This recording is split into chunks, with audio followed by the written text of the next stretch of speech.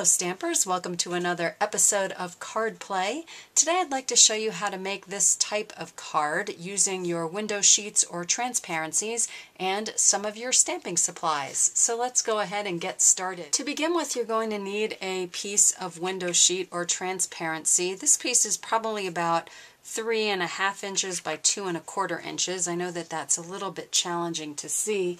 And to start, we're going to burn the edges. So you're going to need a candle, and you want to do this in a well-ventilated area and have a wet towel near you, a damp towel, just in case anything lights on fire. We're just going to go ahead and light the candle. And this process does not take long. It's very, very simple. You want to move a little bit rapidly. The slower you move, the hotter your transparency is going to get, and the more it will melt, and the more the edges will curl. So if you kind of bring it to the edge of the flame in a steady motion, then you can see that the edges will just get a little bit singed.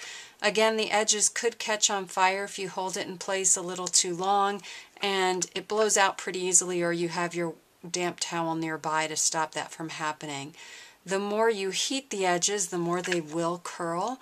So if you want to avoid that, again, you move a little bit rapidly.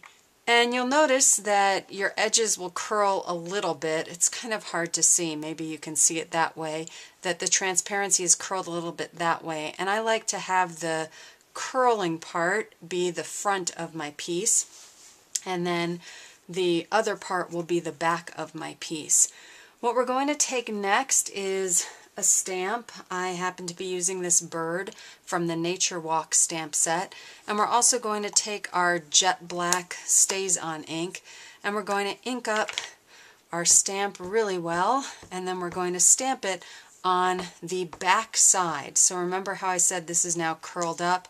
I'm going to turn this over and stamp it on the back side. Remember when you do this that your image will end up getting reversed. So if you're using anything that has letters or words, you just want to keep that in mind. You could always stamp on the front. I just like to stamp on the back and do my painting on the back. And we're going to go ahead and just stamp this down. Your transparency or window sheet may be a little bit slick, so you want to make sure that you're not moving your stamp around. And then you're just going to lift up. I also, with this, always like to just take a permanent marker and fill in the eye just a little bit so that you can see that a little bit better. And you'll see when we turn this over, that's going to be the way that my bird faces, and that's going to be what we see. So the image is actually a little bit darker when you flip it and have it on the side that will be facing up. So we're going to turn it back over. Again, this is the side that I stamped on. And now what we're going to do is actually paint our image. You can use your champagne shimmer mist paints for this if you want to just have a glittery look. You can also use any type of acrylic paint. You can use acrylic glazes. If you use acrylic glazes, just know that it takes a little bit longer to dry, so you'll want to allow for that if you don't have a lot of patience. So you also want a little bit of water nearby just to wash your brush. So I'm going to start with some of the small details, and I use a pretty fine brush here since these are some really gentle details. And I'm first going to fill in his beak. And at any point you could always turn this over just to kind of do a check and see how you like your painting and how it's showing through. And again, really fine detail work here on his legs. If you go outside the lines, no worries. This is a transparency and these are acrylic paints.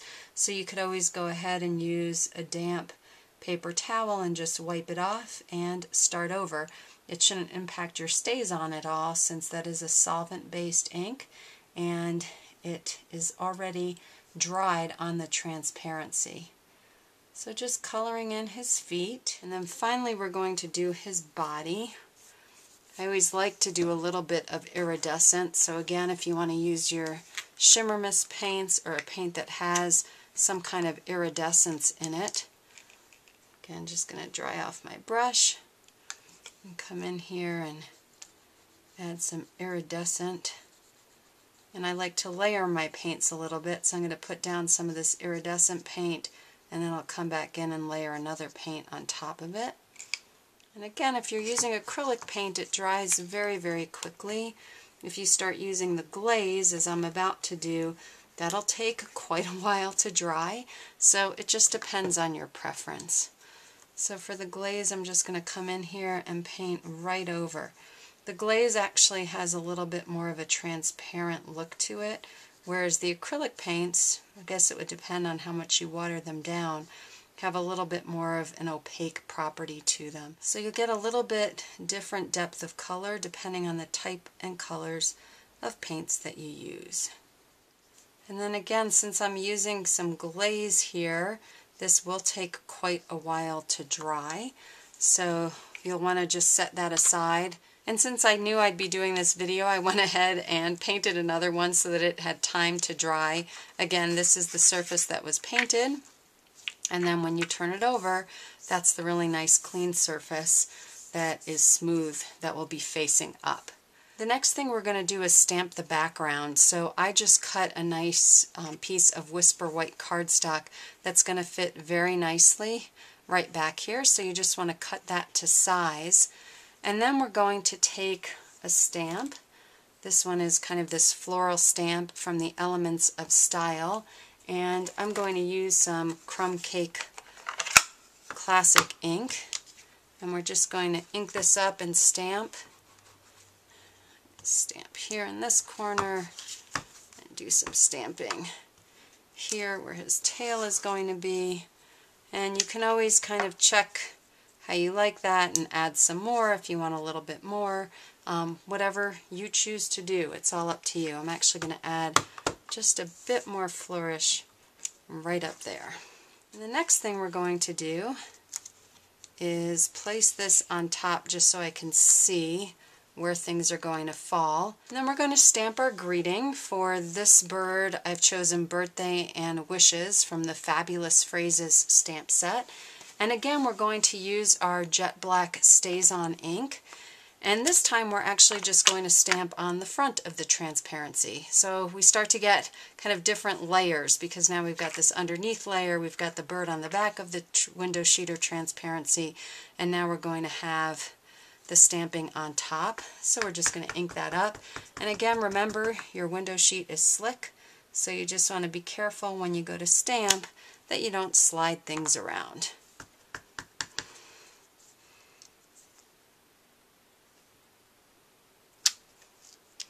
And there we go. Next, I am going to take my paper piercing tool, and I'm also going to take my piercing mat. And I'm also going to use some silver brads, and you can use whatever brads you want. This would probably be really pretty with some rhinestone brads or glimmer brads. I leave that up to you. And we're just going to pierce in the corners, and this is how we're going to attach that window sheet down to the cardstock. What I like about using this little piercing mat is I can just stick these in and keep going, and then lift it all up at once, and then take the prongs and bend them. Okay, and now we're just going to pull that up, and we're just going to bend back all of our prongs. And last but not least, we're going to take a piece of cardstock. This happens to be a Pear Pizazz piece of cardstock, and it's 5.5 by 8.5 inches, and I just scored it in half. And I just want to place my panel right there in the center, and I'm going to use some dimensionals to do that. Again, your transparency may have curled a little bit, so you may have to come in a little bit with your dimensionals when you put them on, which is absolutely fine. It will stay stuck without a problem. And then just center that.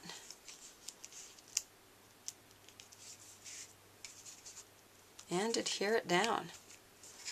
A really simple card that has a lot of depth and interest, a lot of different layers to look through. I hope you've enjoyed this episode of Card Play, and I look forward to seeing you again very soon here in the craft room.